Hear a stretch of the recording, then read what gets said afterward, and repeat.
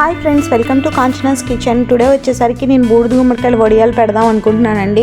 మా యాడ్లో వచ్చిందనమాట ఈ బూడిద గుమ్మడికాయ, చాలా బాగా వచ్చింది కదండి. ఇక్కడేమో ఇంకా సమ్మర్ అయిపోతుంది అండ్ ఇంకా వర్షాలు స్టార్ట్ అయిపోయినాయి అనమాట. మళ్ళీ ఎండ ఉండదు కదా, సో ఈ కాయని ఇంకా ఎందుకులే అలా వేస్ట్ చేయడం అని చెప్పి, అందులోనూ ఈయనకి మా ఇంట్లో వాళ్ళందరికీ బూడిద గుమ్మడికాయ వడియాలంటే చాలా ఇష్టము. గుమ్మడి వడియాలు అంటారు కదండి. ఇంక సో అందుకని ఈ కాయతో పెట్టేద్దాం అని చెప్పి ఇంక నేను ఫిక్స్ అయ్యాను అనమాట. ఇంకా చెట్టు మీద వదిలేస్తే ఇంకా బాగా పెద్దది అయ్యేది.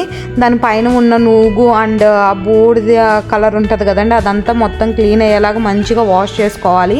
తర్వాత ఇలా కట్ చేసుకోవాలండి. ఇక్కడ మనకి ప్రతి వెజిటేబుల్, అందులోనూ ఆర్గానిక్ వెజిటేబుల్ అంటే మంచిగా వాడుకోవటమేనండి. ఎప్పుడు ఇక్కడ ఫ్రిడ్జ్లో ఉండి లేకపోతే ఏసీలో ఉండి ఉన్న వెజిటేబుల్స్ తప్ప ఆర్గానిక్ వెజిటేబుల్స్ అంటే దీనికి కొంచెం అది ఇక్కడికి వచ్చిన వాళ్ళకే తెలుస్తాయి అనమాట ఆ బాధలన్నీ. సో మనకి చక్కగా ఆర్గానిక్గా పండించుకునే ఏ చిన్నది ఉన్నా కానీ మనం అట్లా వేస్ట్ చేసుకోకూడదని నేనైతే ఇలా వడియాల కింద ఇది పెట్టేస్తున్నానండి.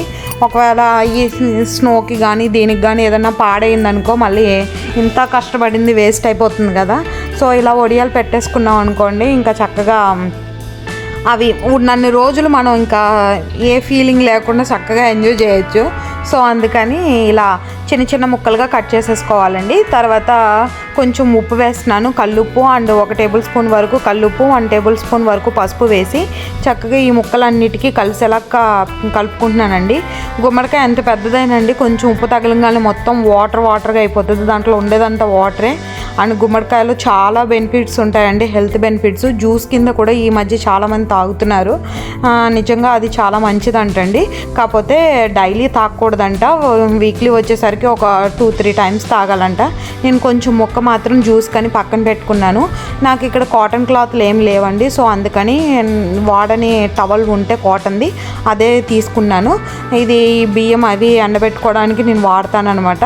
సో అది కొంచెం వాష్ చేసుకొని ఒకసారి మళ్ళీ ఇలా ఈ ముక్కలన్నిటిని ఇందులో వేసుకుంటున్నానండి. ఆ కాటన్ టవల్లో వేసుకొని చూడండి ఇలా ముడి కట్టుకోవాలన్నమాట గట్టిగా. అప్పుడు అందులోంచి ఉన్న ముక్కల్లో ఉన్న వాటర్ అంతా డ్రైన్ అయిపోవాలండి, తడిగా ఉండకూడదు అనమాట. ఈ ప్రొసీజర్ అంతా మీరు ముందు రోజు నైటే చేసి పెట్టుకోవాలండి. ఈ ముక్కలు కట్ చేసుకొని ఇలా డ్రైన్ చేసుకోవటం వాటర్ని, అండ్ మినపప్పు ముందే నానబెట్టుకోవాలన్నమాట. చిల్లు గిన్నెని ఇలా పెట్టుకోవాలండి, ఎందుకంటే నాకు డ్రైన్ అవ్వాలి కదా వాటర్, అందుకని చెప్పి ఇలా గట్టిగా మూతలా పెట్టి మూట కట్టేసుకొని కింద చిల్లు గిన్నె పెట్టేసి ఇలా పెద్ద అంటే బరువు పెడుతున్నానండి. నాకు ఇక్కడ బరువు పెడతానికి ఏం లేదనమాట, నా దగ్గర రోల్ ఉంటే అది పెడుతున్నాను. ఇక్కడ నేను 1/2 kg దాకా మినపగుళ్ళు తీసి నానబెట్టుకున్నానండి, అంటే 250 grams. కొంచెం ఎక్కువే నానబెట్టుకోండి. మీ దగ్గర కనుక ఇంకా పెద్ద సైజు కాయ ఉంది అనుకుంటే ఇంకొంచెం 300 grams అలా నానబెట్టుకోండి. ఎందుకంటే అప్పటికప్పుడు మనకి మినప్పిండి రాదు కదా, ఒకవేళ వడియాలకి సరిపోకపోతే, ఒకవేళ ఎక్స్ట్రా ఉందనుకో మనం చక్కగా దాన్ని ఇడ్లీ కింద దేన్నో కింద రవ్వ నానబెట్టుకొని అది ఇడ్లీ కింద వాడుకోవచ్చు.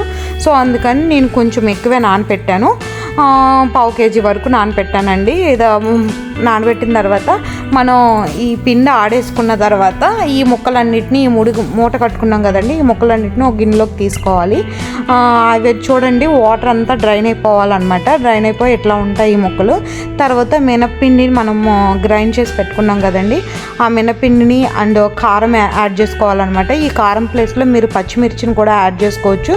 పచ్చిమిర్చిని మీకు స్పైసీనెస్కి తగ్గట్టుగా పచ్చిమిర్చిని వేసుకొని ఒక 4-5 పచ్చిమిర్చిని వేసుకొని చక్కగా మిక్సీ కట్టుకొని కూడా వేసుకోవచ్చు. నేనైతే 2 టేబుల్ స్పూన్స్ కారము అండ్ మినప్పిండి యాడ్ చేసుకుంటున్నానండి. మనకు ఇది ఎలా తెలుస్తుందంటే ముక్కలన్నిటికీ మినప్పిండి కోటింగ్ అలా ఉండాలండి, అంతే. ఎక్కువ మినప్పిండే ఉండకూడదు. మినప్పిండి ఎక్కువ ఉందనుకో అవి గట్టిగా వచ్చేస్తాయి అనమాట. సాల్ట్ సరిపోతుందా లేదా అని చెప్పి చూసుకొని, కమ్మగా ఉంటే ఇంకా సాల్ట్ సరిపోతుందండి.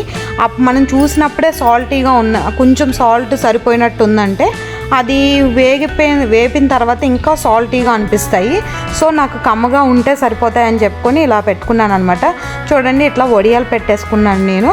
ఆ ముక్కలన్నీ పెద్ద ఏం షేపులు రావండి, అన్నీ ఒక 3-4 ముక్కలు అన్నీ కలుపుకొని చక్కగా ఇలా పెట్టేసుకుంటే అయిపోయిద్ది. నాకైతే ఇలా 2 డేస్కే ఎండిపోయినాయి అండి వడియాలు మొత్తము. ఇలా ఎండిపోయిన తర్వాత చక్కగా ఆ టవల్ మీద ఇటు మంచిగా వాటర్ జల్లుకోవాలండి. వాటర్ జిమ్ముకొని వడియాలన్నీ ఇలా ఊడొచ్చేస్తాయి అనమాట. ఇలా ఊడొచ్చేసిన తర్వాత మళ్ళీ ఒక 2-3 డేస్ మంచిగా ఎండలో ఎండబెట్టుకోవాలండి. ఎండిన తర్వాత ఇదిగో ఇలా అవుతాయి అనమాట. అప్పుడు కూడా బాగా ఎండబెట్టుకోవాలండి. కరకరం అనేలాగా బాగా ఎండబెట్టుకోవాలి.